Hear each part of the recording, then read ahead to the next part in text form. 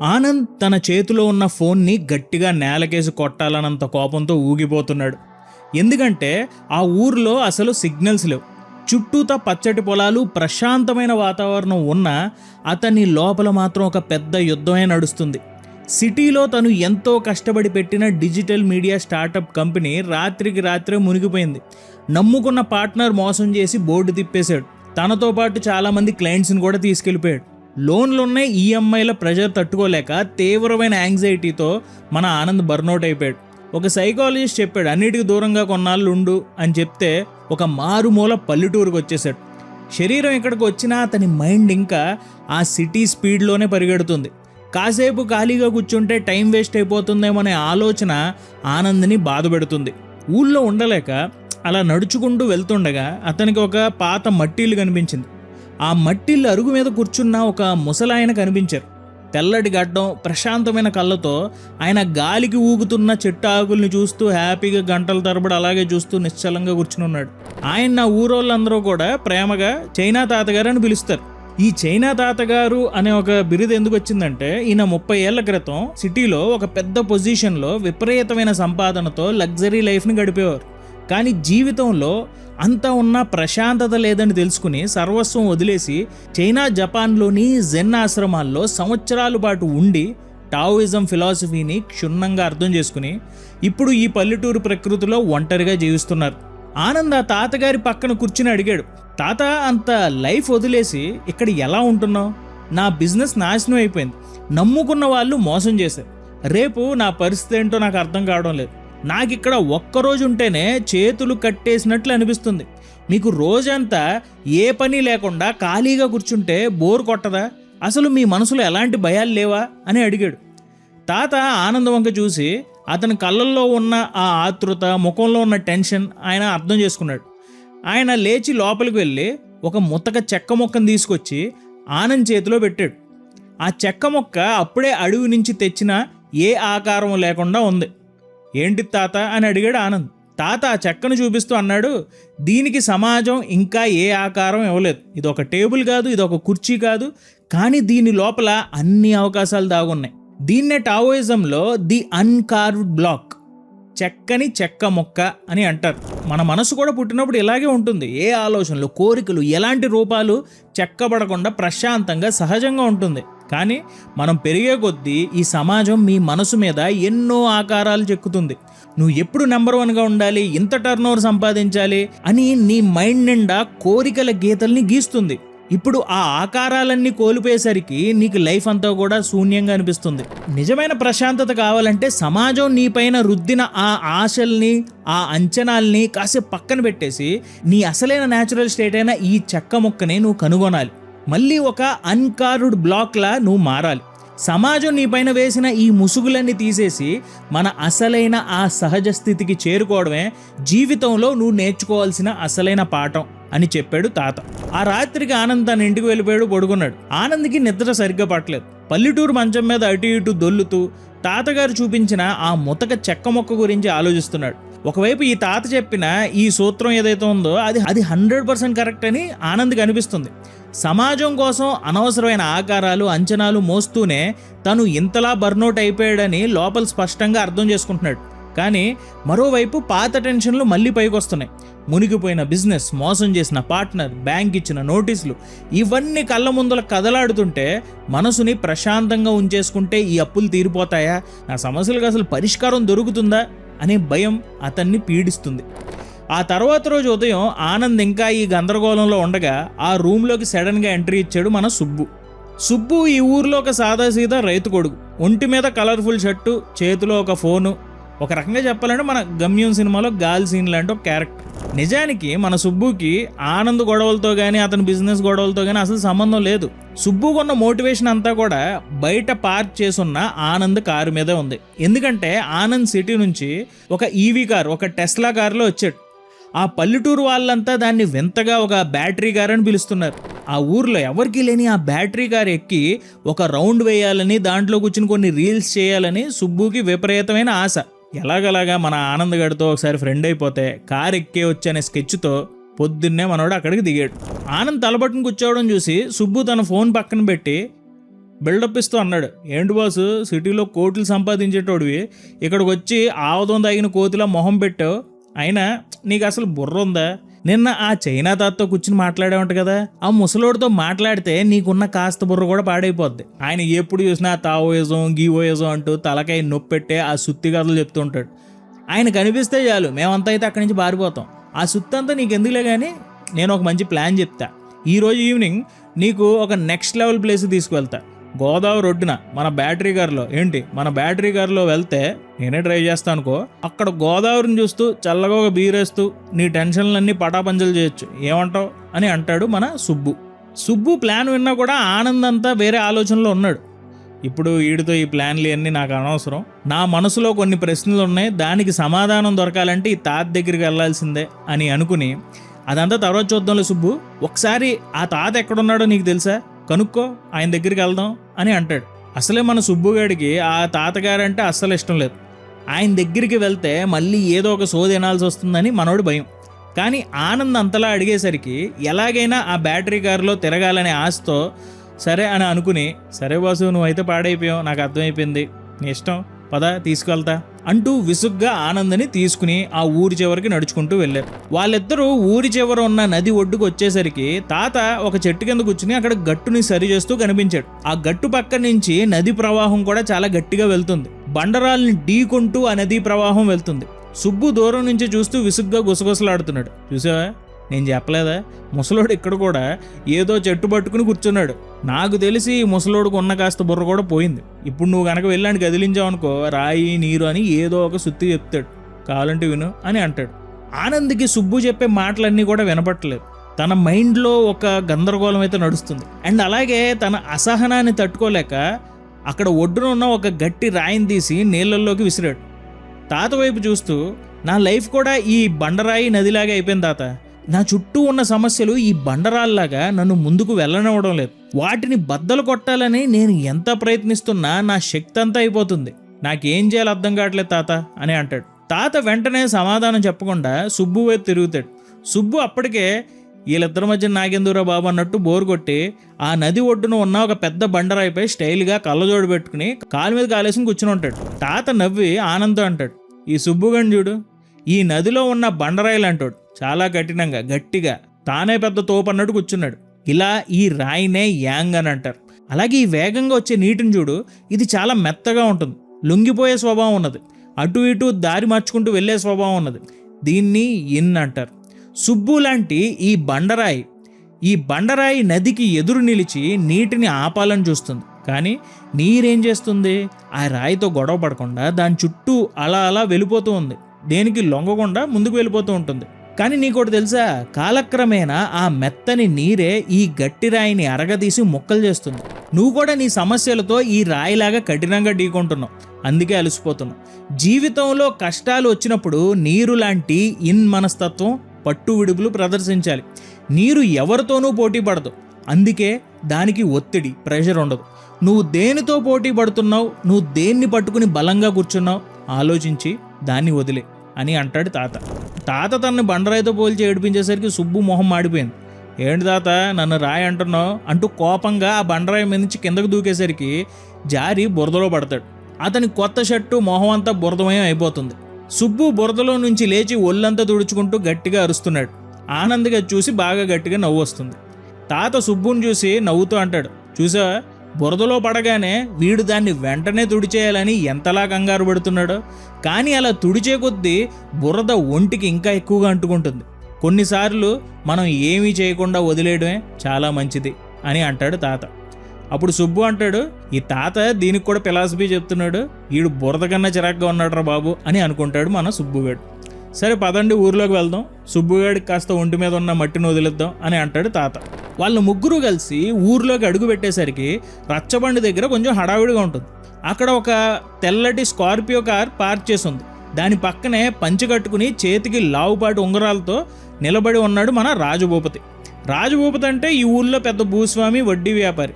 మన కథలో విలన్ అనుకుందాం, కానీ విలన్ అంటే సినిమాలో లాగా కత్తులు పట్టుకుని తిరిగేవాడు కాదు. మన చుట్టూ ఉండే ఒక మామూలు అహంకారి, ఒక యారోగెంట్ మనిషి అంతే. ఈ ఊళ్ళో నాకంటే మొనగాడు లేడు, నాకంటే డబ్బున్నోడు లేడు అనే పొగరుతో బతికే రకం. అతని పక్కనే ఎప్పుడు జీహుజూర్ అని ఒక లింగం అనే ఒక హెల్పర్ ఉంటాడు. వెనకాల మరో 4 జనాలు ఉంటారు. రాజభూపతి ఏదైనా చెప్తే ఈ లింగం ఆ జనాలు జై కొడుతూ ఉంటారు. సో మనోళ్ళు ఈ నది ఒడ్డు నుంచి నడుచుకుంటూ వస్తుంటారు. ఈ రాజభూపతి దూరంగా ఆనంద్ని చూస్తాడు. అలాగే మన రాజభూపతి కారు కంటే కూడా ఆనంద్ వేసుకొచ్చిన టెస్లా కార్ని జనాలు ఎక్కువగా చూస్తూ ఉంటారు. ఆ కారు చుట్టూతో ఈ జనాలు చేరిపోయి ఉన్నారు. అది భూపతికి అస్సలు నచ్చలేదు.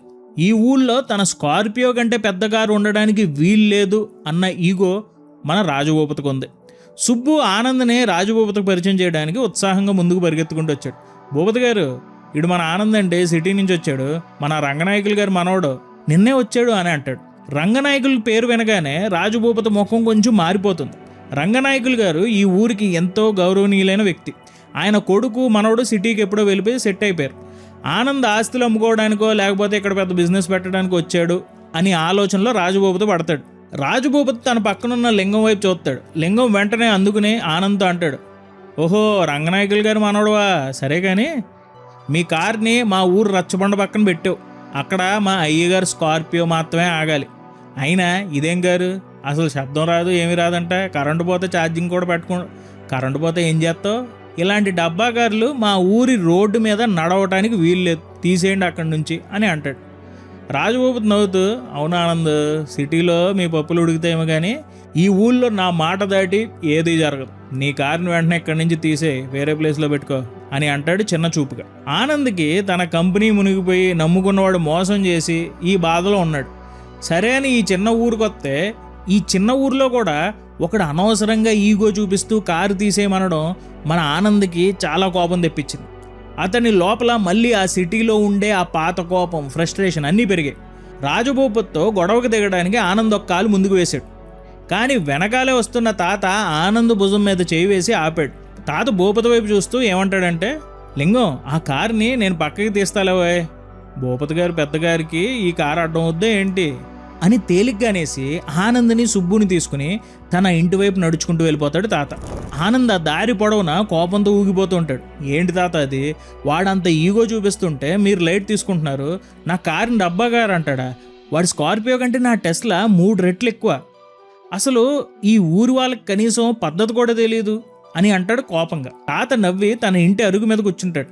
ఆనంద్, నువ్వు మళ్ళీ నీ పాత సిటీ పరుగులోకి వెళ్ళిపోయావు.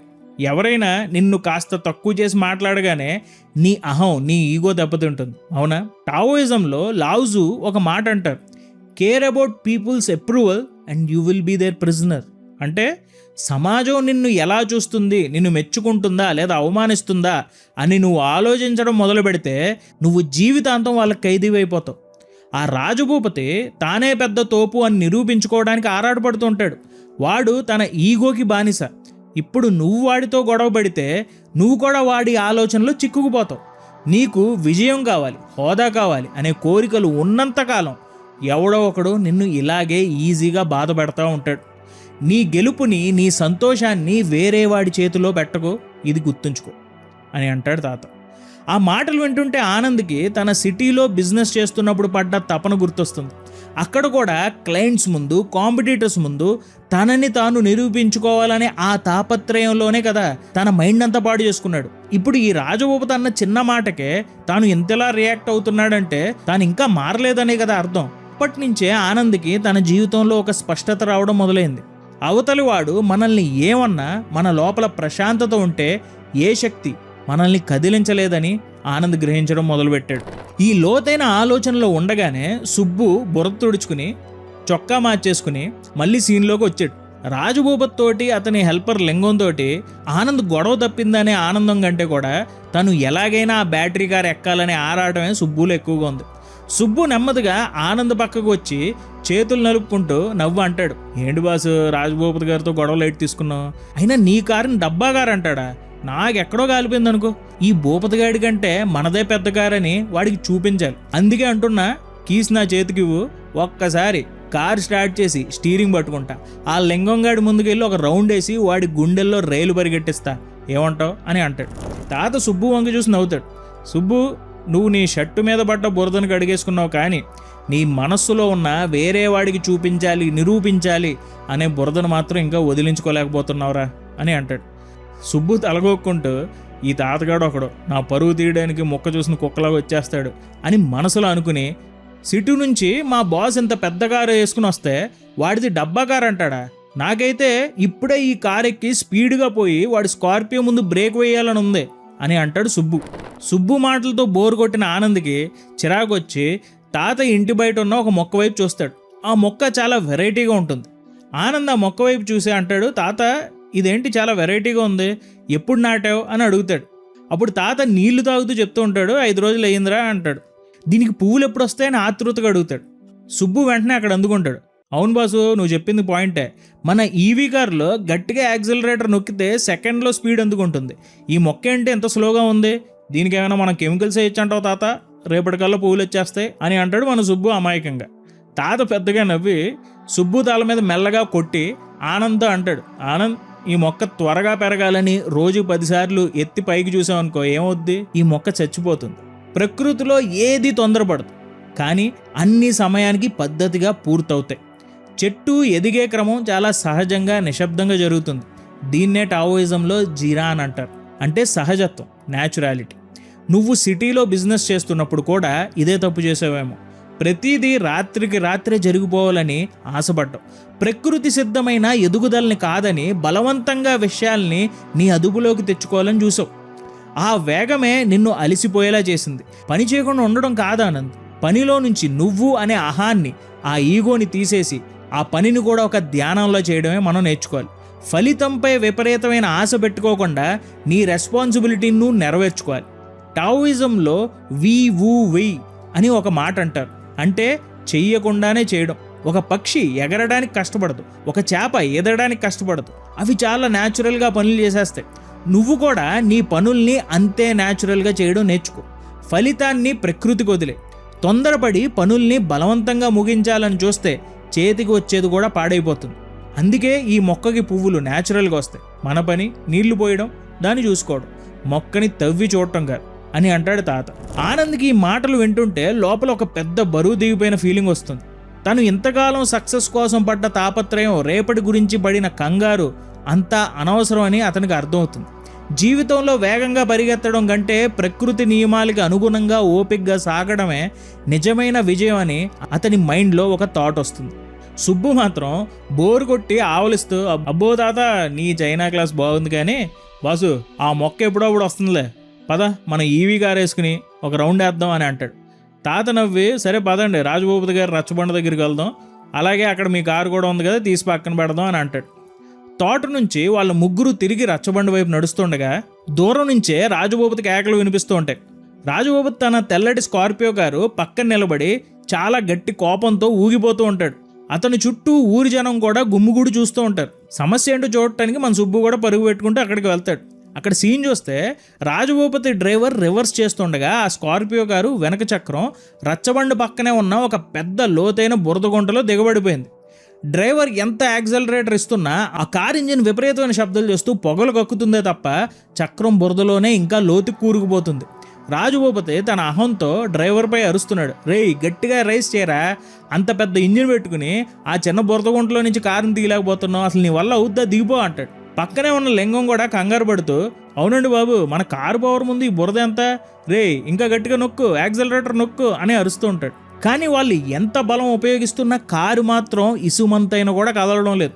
ఇదంతా చూస్తూ నిలబడిన సుబ్బు మెల్లగా రాజభూపతి పక్కకు వెళ్ళి ఆనంద్ వైపు చూపిస్తూ అమాయకంగా అంటాడు, భూపతి గారు మన కారు అలాగో బురదలో ఇరుక్కుపోయింది కదా, కావాలంటే మా బాస్ తెచ్చిన ఆ బ్యాటరీ కారుతో ఒక తాడుగట్టు లాగేద్దామా, దానికి రాత్రంతా గట్టిగా ఛార్జింగ్ ఇప్పించాలండి అని అంటాడు. ఆ మాట వినగానే భూపతికి ఈగో కాలిపోతుంది. నోర్ముయ్, నా స్కార్పియోనే రాని చోట ఆ కరెంటు డబ్బా కారు వస్తుందా, దానికి అంత సీన్ లేదు, రే డ్రైవరు ఇంకొంచెం పవర్ ఉపయోగించు అని అంటాడు. మళ్ళీ కారుని బలంగా రేస్ చేస్తాడు. అక్కడ శబ్దం రావడం తప్ప ఏమీ జరగడం లేదు. ఆనంద్ ఇదంతా గమనిస్తున్నాడు. నిన్నటి వరకైతే తన కారుని తక్కువ చేసిన రాజభూపతి పరిస్థితి చూసి అతని మనసులో నవ్వుకునేవాడు, లేదా వాడి అహాన్ని దెబ్బ కొట్టడానికి ప్రయత్నించేవాడు. కానీ తాత టావోయిజం సూత్రాల వల్ల ఇప్పుడు అతని ఆలోచన విధానం పూర్తిగా మారిపోయింది. భూపతి పడుతున్న ఆరాటం చూపిస్తున్న అహం వెనక ఒక ఇన్సెక్యూరిటీ ఉందనే నిజాన్ని ఆనంద్ అర్థం చేసుకుంటాడు. ఆనంద్ స్లోగా భూపతి దగ్గరికి వెళ్తాడు. అతని ముఖంలో ఎలాంటి కోపం లేదు, కేవలం ఒక ప్రశాంతమైన చిరునవ్వు ఉంది. స్లోగా భూపతితో చెప్తాడు, భూపతి గారు, మీరు కార్ ఇంజిన్ పవర్ ఎంత పెంచితే ఆ చక్రం ఆ బురదని ఇంకా ఫాస్ట్గా లూజ్ చేస్తుంది. ఆ వేడికి బురద ఇంకా లూజ్ అయిపోయి చక్రం ఇంకా లోపలికి దిగబడిపోతుంది తప్ప కారు బయటకు రాదు. ఈ ప్రకృతిలో ఒక నియమం ఉంది. బలవంతంగా దేన్నైనా లొంగ తీసుకోవాలని చూస్తే అది మరింత ఎదురు తిరుగుతుంది. దీన్నే చైనీస్ తత్వంలో యాంగ్ అంటారు. మీ కార్ పవర్ ఆ యాంగ్ అనుకుంటే ఈ బురద ఇన్ లాంటిది. ఇక్కడ యాంగ్ బలం పనిచేయదు. కాసేపు ఆ ఆతృత ఆపండి. ఇంజిన్ గట్టిగా రేస్ చేయడం మానేసి కాసేపు వదిలేస్తే ఆ బురద సెటిల్ అవుతుంది. చాలా స్లోగా డ్రైవర్ని యాక్సిలరేటర్ నొక్కమనండి, మేము వెనక నుంచి స్లోగా తోస్తాం అని అంటాడు ఆనంద్. రాజభూపతికి ఆనంద్ చెప్పిన మాటల్లోని లాజిక్ అర్థమైంది, కానీ తన ఈగో అడ్డొచ్చింది. అయినా సరే వేరే దారి లేక, సరే ఆపండి, గట్టిగా తొక్కో అని డ్రైవర్కి చెప్తాడు. కాసేపు ఆ బురద సెటిల్ అవుతుంది. ఆనంద్ అలాగే సుబ్బు ఇద్దరూ కలిసి కారు వెనక నిలబడి బలంగా తోయడం ప్రారంభిస్తారు. డ్రైవర్ కూడా చాలా సున్నితంగా స్లోగా యాక్సిలరేటర్ రేస్ చేస్తాడు. ఎలాంటి ఆర్భాటము శబ్దం లేకుండా స్కార్పియో కారు చాలా ఈజీగా బురదలో నుంచి బయటకు వచ్చేస్తుంది. చుట్టూ ఉన్న ఊరి జనం కూడా అబ్బో సూపర్ అన్నట్టు చూస్తూ ఉంటారు. లింగం నోరు వెళ్ళబెట్టుకుని చూస్తూ ఉంటాడు. రాజభూపతి అహంకారం ఆ క్షణంలో కొంచెం కరిగిపోయింది. ఆనంద్ రాజభూపతి కళ్ళలోకి చూస్తూ అంటాడు, జీవితం కూడా ఇంతే రాజభూపతి గారు. మన చుట్టూ ఉన్న మనుషుల్ని, పరిస్థితుల్ని మన అధికారంతో, బలంతో లొంగ తీసుకోవాలని చూస్తే సమస్యలు ఇంకా ఎక్కువగా అయిపోతాయి. కొన్నిసార్లు నిశ్శబ్దంగా లొంగిపోవడం, ఓపిక్గా ఉండడమే నిజమైన శక్తి. ఆ మాట చెప్పి ఆనంద్ వెనక్కి తిరిగి చూస్తాడు. తాత దూరం నుంచి దీన్ని గమనిస్తూ చిరునవ్వుతో చూస్తూ ఉంటాడు. నిజమైన శక్తి ఎదుటివాడిని ఓడించడంలో లేదు, మన లోపల ఉన్న అహాన్ని జయించడంలో ఉంది. ఆ నిజాన్ని ఆనంద్ అర్థం చేసుకుంటాడు. ఆ సాయంత్రం ఆనంద్ తన బ్యాగ్ సర్దుకుని సిటీకి తిరిగి వెళ్ళడానికి కారు దగ్గరికి వస్తాడు. సుబ్బు ఆ టెస్లా కారు పక్కన నిలబడి కారు డోర్ పట్టుకుని నిమురుతూ ఎంతో విచారంగా మొహం పెడతాడు. ఏంటి బాసు అప్పుడే వెళ్ళిపోతున్నావు, ఈ కారులో నన్ను ఒక రౌండ్ కూడా వేయలేదు నువ్వు అని అంటాడు. ఆనంద్ సుబ్బు వంక చూసి నవ్వి కార్ డోర్ ఓపెన్ చేస్తూ అంటాడు, సరే సుబ్బు, ఎలాగో నీకు కార్ ఎక్కాలని ఉంది కదా, నాతో పాటు సిటీకి వచ్చాయి, కొన్ని రోజులు నాతో పాటు ఉండు, సిటీ నీకు చూపిస్తాను, అలాగే ఈ దారి అంతా కూడా నువ్వే తోలు, ఎంజాయ్ చేయి అంటాడు. ఆ మాట వినగానే సుబ్బు ఆనందంతో గాల్లోకి లేస్తాడు. నిజంగానే బాసు, ఇప్పుడే మా అమ్మకి చెప్పి బట్టలు సర్దుకుని వస్తా అని అనుకుని ఇంటికి పరిగెత్తుకుంటూ వెళ్తాడు. కాసేపటికి సుబ్బు వస్తాడు. కారులో ఆనంద్ పక్కన వచ్చి కూర్చుంటాడు. ఆనంద్ కార్ స్టార్ట్ చేస్తాడు. స్లోగా తన కారులో మెల్లగా ఊరు రోడ్డు మీదకి వెళ్తాడు. తాతగారికి బాయ్ చెప్తూ వీడ్కోలు చెప్తూ వెళ్ళిపోతాడు. కారు విండోలో నుంచి బయటకు చూస్తున్న ఆనంద్ మనసు ఇప్పుడు ఏ ఆలోచన లేని ప్రశాంతంగా ప్రవహించే నీరులాగా మారిపోయింది. అతని శ్వాసలో ఒక తెలియని నిశ్శబ్దం, ఒక సైలెన్స్ వచ్చింది. అతనికి ఇప్పుడు స్పష్టంగా తెలిసింది, సిటీలో తన సమస్యలన్నీ అలాగే ఉన్నాయి, ఆ అప్పులు, ఆ కాంపిటీషన్ ఇంకా అలాగే ఉంది. కానీ వాటిని చూసే అతని చూపు మారింది. నిన్నటి వరకు ఆ సిటీ ఒత్తిడిని చూసి పారిపోయిన ఆనంద్ ఈరోజు ఆ సిటీ ఇచ్చే హీట్ని, ఆ కష్టాలని ఎదుర్కోవడానికి కంప్లీట్ క్లారిటీతో, ఒక సరికొత్త ఇన్నర్ పవర్తో సిద్ధమై ముందుకు వెళ్తున్నాడు. కారు సిటీ వైపు వేగంగా వెళ్తుంది. పక్కనే కూర్చున్న సుబ్బు తన ఫోన్లో వీడియోని రికార్డ్ చేస్తూ హుషారుగా పాటలు వింటున్నాడు. ఆనంద్ స్టీరింగ్ మీద చేతులు వేసి డ్రైవ్ చేస్తూ చిరునవ్వుతో సిటీ లైట్ల వైపు వెళ్తున్నాడు. అండ్ సిటీలో తన కష్టాలన్నీ ఆనంద్ అధిగమించాడా? ఇది మనం రాబోయే సిరీస్లో చూద్దాం. సో మీకు ఈ వీడియో ఎలా అనిపించింది అనేది నాకు కింద కామెంట్స్లో తెలియజేయండి. Thank you so much for watching our videos. జై హింద్.